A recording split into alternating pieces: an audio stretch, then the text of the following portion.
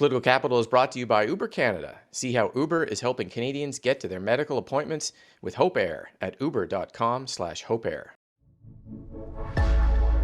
CHEK Podcasts. Hey everyone, and welcome to Political Capital, your source for all the latest in BC politics. I'm your host, Rob Shaw. Thanks so much for being here. The Alberta oil pipeline finally landing with details this week, becoming a dominant story in BC politics. The Prime Minister in British Columbia and Alberta, details on the pipeline. Plus, we also have a nurses' strike brewing and a shuffle of the BC Conservative caucus leadership and shadow critic role. So lots to get into here on today's show. We're going to bring in the pod squad. Angelo, Isidorou is here, and Jeff Ferrier is here. Jillian is away this week. Thanks to both of you for being here. Let us start with the pipeline. I mean, how many shows have we done talking about this? Now there's actually details. I want to maybe go through it kind of chronologically here, because in the morning of Thursday, we had the Prime Minister, Mark Carney, and Premier David Eby unveil a BC deal first. Had $20 billion in various spots, details that are interesting. Let's start there, and then we'll move to the actual pipeline itself. Jeff, the BC deal, what stood out for you there, and what does it mean, do you think? Well, what I took from it is that this is the best deal for British Columbia since the Vancouver Canucks got Marcus Naslund for Alex Stoyanov, which to the folks who aren't hockey followers was they got a Hall of Fame caliber player for a scrub. Even better than when we got Mark Messier? That was not a good, that did not turn out well. Okay, all right. Same with Matt Sundin. I think Premier Eby has done something really politically smart here. He has gotten something from Ottawa in exchange for a fight, backing down from a fight that he could not win. BC is going to get $20 billion in infrastructure and economic investment for making concessions on the pipeline, having it go the southern route, while keeping the northern tanker ban in place and intact. If you strike away all the politics and ideology here, this is a lot of jobs and a lot of big paychecks for British Columbians. Massey Tunnel replacement, North Coast transmission line, big money for ports, Red Chris mine investment, faster LNG approvals. This is all jobs and paychecks. And if this agreement delivers those projects, British Columbians won't remember who won the pipeline fight. They'll just remember who created the jobs. Okay. Angelo, what did you think of the Prime Minister and Premier's MOU here? Look, lots of bells and whistles, lots of goodies for a premier who up until very recently thought the whole pipeline was a dream. He didn't even believe in it. And he still doesn't. I mean, he was on CBC and said he's fundamentally against the pipeline, but if there is going to be a pipeline, he would like all these bonuses attached to it, and it appears BC is getting those bonuses. It is a federal jurisdiction, and he made note of the fact that he doesn't want to fight it in court because that clearly didn't go well last time. I do want to drill down on one thing, though, which is the northern tanker ban. It is an objectively ridiculous thing. Like, if we were to build something in Kitimat or Prince Rupert, it would not only arrive to Asia 2 days earlier, which makes a big impact, but at the same time, we have American vessels that sail through those British Columbian coast seas all the time. So if we're going to be serious about competing with our American counterparts, it's odd to me that we're not permitting tankers in our northern waters, but the Americans are allowed to have tankers in our northern waters. It's a very odd thing that we're all clinging to because of environmental groups. So ultimately, it looks like it's going to be a southern route. We're not clear exactly on the schematics of that yet. But I think, it is a major moment for British Columbia, no doubt. Securing that, Jeff, that commitment from the feds that they would keep the northern tanker ban in place. I mean, the Premier's been pretty insistent on that the whole way through. I kind of feel like maybe the Prime Minister, I mean, he did meet with coastal First Nations at least twice. I think he went there in person. Maybe he knew that was a no-go, and that's why he put it in there. But I also, to pick up on what Angelo said, a federal Conservative leader, Pierre Poilievre, also called the northern tanker ban ridiculous and said the terminal should be there to save that time too. Well, two things. One is I'm really happy to hear that Angelo listens to CBC. It's the first time I've heard a conservative admit to doing that in years. So nice work. The second one is that I think conservatives and Pierre Poilievre should take yes for an answer when they secure the pipeline they've said they want it. I'll also point out that the only reason why British Columbia is getting anything out of this is because they held strong and opposed the pipeline and pushed back as hard as they could.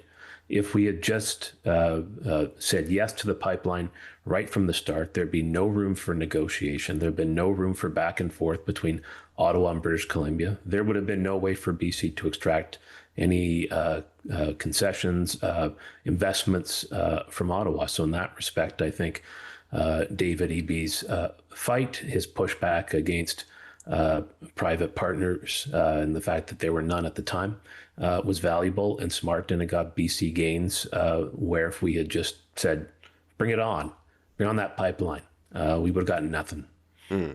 Angelo, the pipeline itself, so the way it was unveiled by the Prime Minister and Alberta Premier Danielle Smith, it's going to follow mostly 80 to 90% of the route of the existing Trans Mountain pipeline. It is somewhere in the ballpark of $43 billion in the max kind of estimate of that. And it has a weird private-public structure with TMX and the Pembina Pipeline Corporation kind of together with the Alberta and federal governments. What did you think of the actual kind of pipeline itself and the proposal to end here at Roberts Bank and upgrade that port and the kind of the details of it?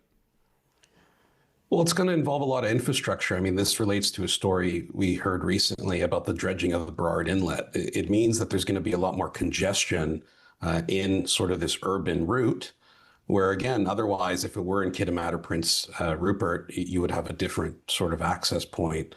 It means we're going to be a lot busier. Yes, it also means jobs, though, and it means a lot more opportunity for revenue. So I think ultimately, Premier Smith, where a lot of the value and a lot of the credit should ultimately, be shared among the three leaders, but Premier Smith is putting forward this proposal that would have both a public and a private option. But we don't have a ton of information yet on the direction they want to go with that. It just means that there's going to be a lot more congestion. We can bank on that. Yeah, you'll conceivably be on BC ferries, eating your pirate pack, which you can get one as an adult. You just have to ask, but that's a whole other story. But you're eating your pirate pack on BC ferries. You look to your left when you get into Tsawwassen, there's the Roberts Bank kind of Delta port and giant, super massive, and they're called, I think the term is very large tankers will be there.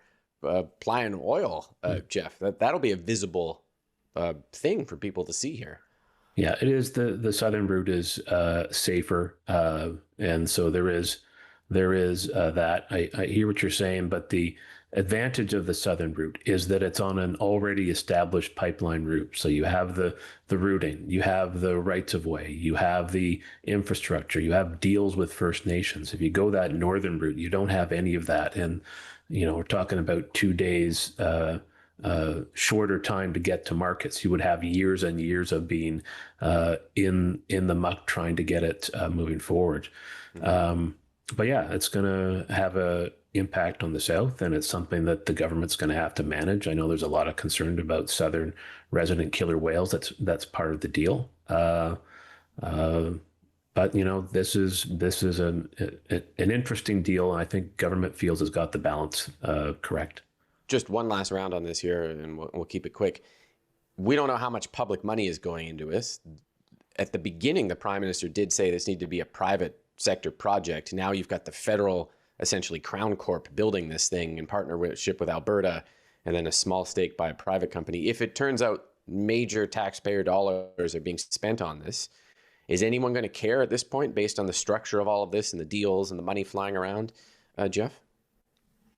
I think it's an important question. It's something that the Premier Eby has raised. Is this the best use of taxpayer dollars putting into a pipeline? I think the answer is as much private money as can go into that as part of that P3 is the best way, because we have challenges in healthcare, education, trade, all sorts of things that we could spend that money on. So maximize the private money going into it the best you can, and reduce the public, and have as much money left over at the end as possible. Yeah. Angelo, do you think anyone will be an issue if public funds are spent here? Look, private is better. This should be private if it can be private. But if it is public, I suppose this is a more cynical view, but we've spent money on much stupider things than a pipeline, right? I mean, I think everyone would agree this generates revenue, it generates jobs. It is a good thing to spend money on if you have to spend money, but a private option is much better. And when we look at, again, the three leaders and what does this do for each leader, if you're Mark Carney, this sort of adds to your narrative of really nation building, building Canada strong, as he says, to prepare it, against an antagonistic American neighbor. If you're Premier Smith, your argument is, look what I did amidst this sort of separatism talk and ascendancy in Alberta. You could say, look at what we've done together. We're going to generate billions and billions of dollars for our province. And if you're David Eby, you've had a very, very difficult year with not a lot of wins. So I think you look at this and you say, hey, I actually am not the decision maker. So the Greens can't get mad at me because I actually don't decide. So I can act ambivalent, but I can reap all the benefits of the goodies that come with it.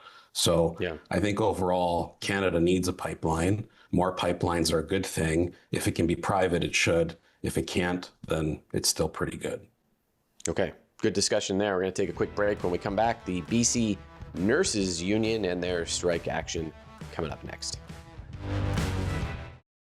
Welcome back. The BC Nurses Union announcing job action this week in a legal position to begin strike action. They withdrew administrative services and banned non-essential overtime as part of an escalating public sector labor dispute with the BC government. The health system, obviously, constantly under strain, not going to be helped by this job action with the nurses. Question now, how does the BC government respond? Angelo, we'll start with you on this one. Nurses strike, I mean, strike-ish. They can't strike because it's an essential service fully, but they can do job action like this. How damaging is it to the system and to government, and what do you think is going to happen here? Oh, it's certainly damaging. I mean, we read all about this in CHEK News, which Jeff will be happy to hear. It wasn't CBC, but in our very own CHEK. It's very damaging because nurses do more than just the essential service of saving lives and helping people. And they talked about that. We've heard the union talk about running around, picking up phone numbers, picking up phones, I should say, helping doctors with their prescriptions, transplanting blood and other medical devices between hospitals. These are things that nurses just do, and it's part of the job, but it's not the essential part of the job. What happens when you take that away? Well, we already see a healthcare system that is on the brink and barely functioning. So now if you suddenly don't have those duties fulfilled, it's a very serious problem.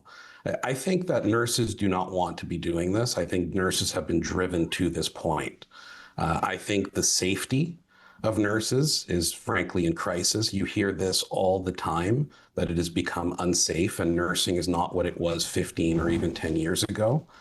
They need to be able to feel safe when they go to work. And for those watching, I mean, imagine how you would feel going to your workplace and knowing that there may be a chance of violence or drug use or fentanyl smoke or whatever that may be. I mean, they are really in the hardest position and the hardest job you can do in this province right now. So having them not performing those duties is a big loss, and we need to really push forward to find a resolution to this. Mm-hmm. What do you think this does to the government, Jeff? I mean, the Premier just had this big win on the MOU that we're talking about, and then just hours later, the nurses announced this is happening. What do you make of it all? Yeah, I think Angelo makes a lot of good points in his description of what's going on here. I think for government doesn't want it because the argument is nurses versus politicians over the state of healthcare. You know, nurses are going to win that contest every time.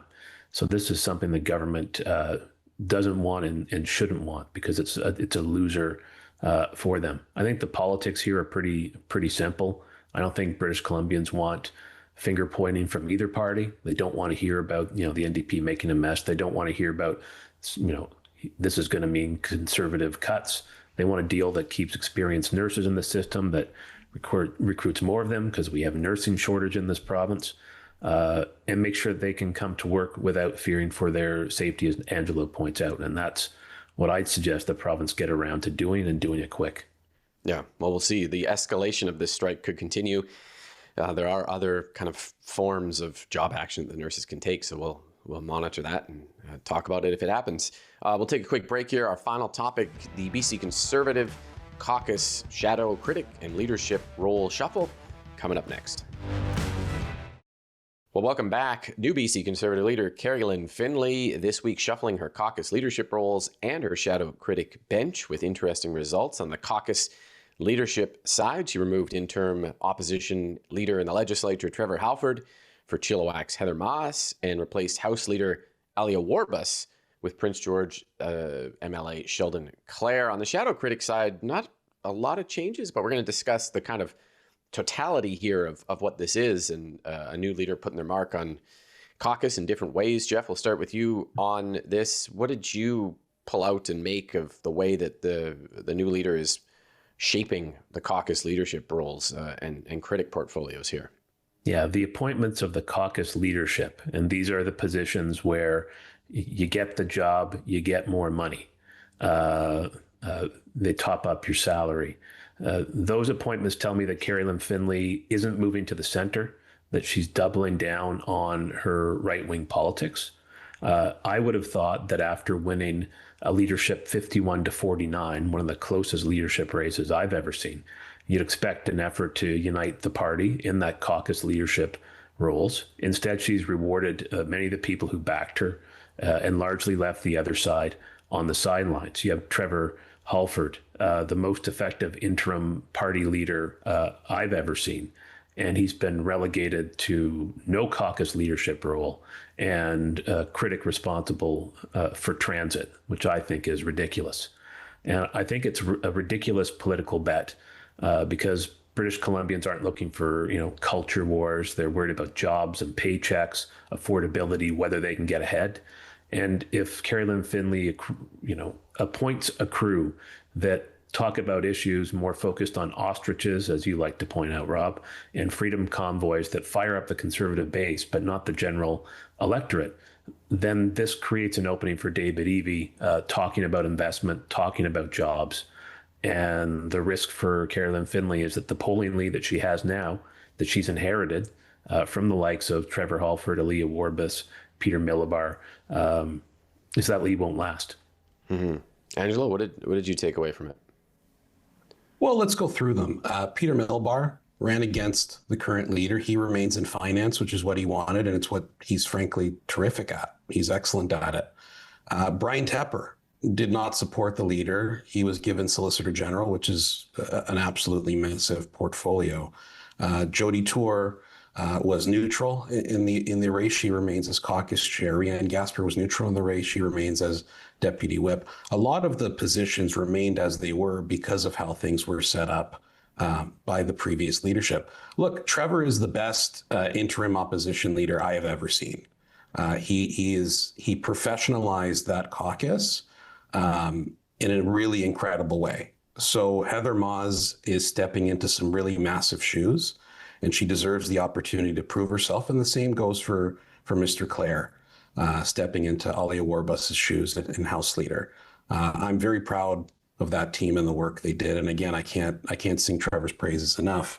But I do think it's interesting that, when you have a new leader come in, it is very often the case that they award sort of their previous opposition to consolidate, but it's often the case that you also have to reward loyalty.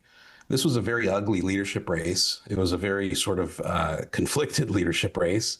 And I think it is important to sort of give something out to the people who stood by you and fought in the trenches with you, and to give them the opportunity to prove themselves. So it's going to be quiet in terms of the leadership executive, in terms of their duties, because it's the summer and our sitting is in the fall. But nonetheless, I think they deserve the opportunity to prove themselves, just like Alia Warbus did, and she was a newbie in the position as well. And Trevor Halford did, and he obviously, many people never assumed he would do as amazing of a job as he did. So it's going to be a very busy summer and fall for the Conservative caucus, and we look forward to seeing what they can accomplish together.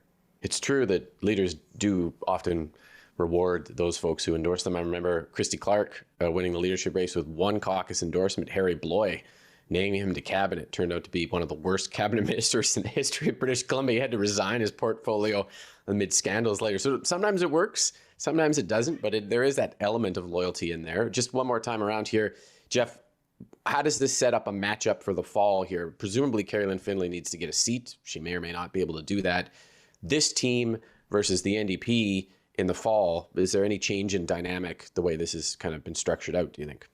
Yeah, I think you take away experienced, proven people on the opposition side who've done a really effective job holding the government to account and replacing them with newbies whose values and policy priorities point them into the opposite direction of what British Columbians care about. And as I point out, that's jobs, paychecks, and affordability. Angelo talked about folks who were neutral in the race and were rewarded. Trevor Halford and Aaliyah Warbus were both neutral in the race, and they were shown the door. I think it's probably because they were too centrist for the leader. And I think that the message that it sends is that the decisions are, at least initially, and it's something that Carolyn Finlay is going to learn, is, when you make decisions that are about what's best for you and not what's best for the team, people pick up on that, and it hobbles your ability to do the important work that you're put into that legislature to do. And so I think we'll see how this all pans out. Angelo, just 30 seconds. This team versus the NDP in the fall. What are your thoughts there? I think it's important to give everyone a chance to pass around the hat here, right? Remember, when we first got elected, the vast majority of this caucus had never been elected to anything before. So it's sometimes healthy to switch things around. I think the NDP are, as they were in the spring, in a very difficult position, and they're all out of money and they're all out of ideas. So I fully expect the Conservative team to be strong and unified and to really hold David Eby's feet to the fire every day in October, November, and the rest of the sitting. Okay, great. We will leave it there. Thanks to Jeff and Angelo for being here. Thank you for watching and subscribing. We'll be back next week with all the latest in BC politics here on Political Capital. Political Capital is brought to you by Uber Canada. See how Uber is helping Canadians get to their medical appointments with Hope Air at uber.com/hopeair.